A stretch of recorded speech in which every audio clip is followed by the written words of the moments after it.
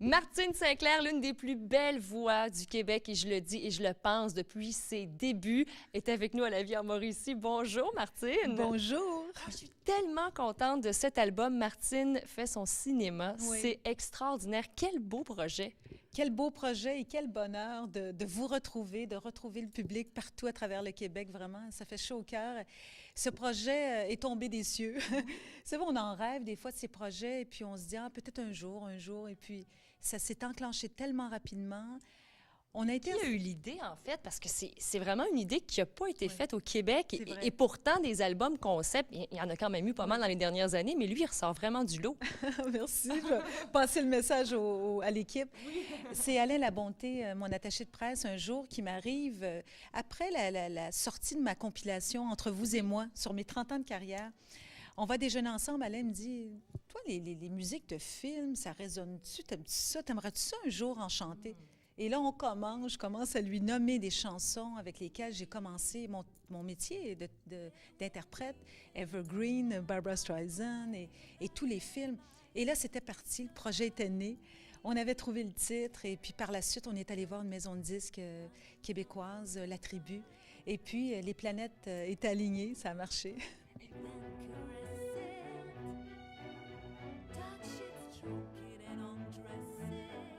Tout le monde les connaît, peu Je pense que importe oui. notre âge.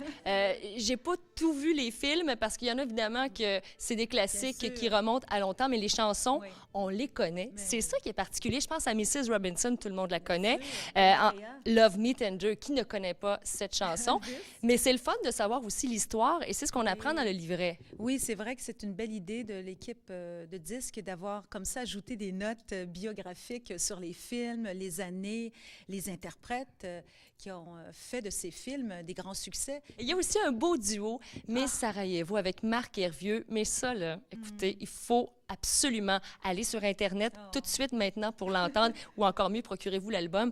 Mais c'est vraiment une belle complicité et vos voix ensemble, c'est magique. Oui, Marc Hervieux, quel être déjà, je dirais, je l'appellerais humaniste, missionnaire de la musique. C'est ce que j'aimerais devenir moi aussi. On s'est rencontrés à Starmania, à l'Opéra. Et puis, je vais le rencontrer après, en coulisses, et puis comme un petit peu comme une fan. Je dis, je vais lui parler. Et lui, la même chose.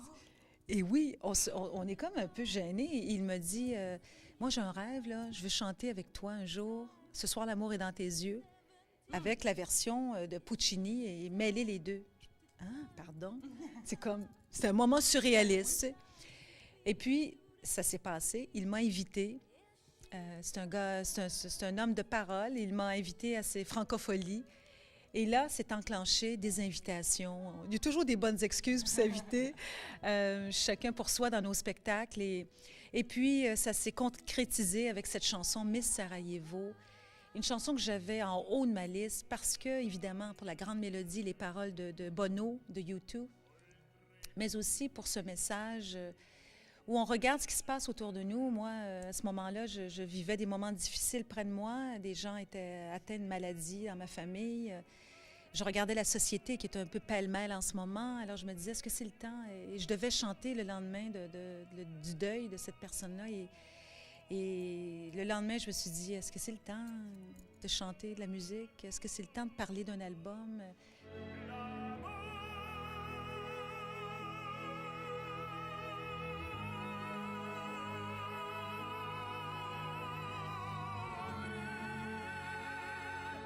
Et là, évidemment, on a choisi 12 chansons. Oui. Il aurait pu en avoir 52 parce que c'est vrai qu'il y a beaucoup de classiques. Moi, j'ai pensé tout de suite à The Rose. J'ai dit, que Martine Sinclair ferait une bonne interprète pour cette chanson. Beau choix! Peut-être pour le deuxième. Oui, mais attendez, on va la retrouver dans le spectacle. Venez, venez au spectacle, vous aurez ces chansons. Non, mais sérieusement, on en a 12.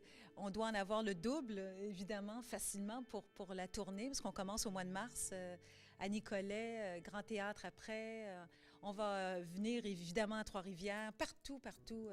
Et je veux que ce soit une grande tournée. Et donc, je vais me promener comme ça à travers toutes les chansons de différentes époques. Oui, la belle Bette Midler, je veux faire des chansons aussi qui vont surprendre le public.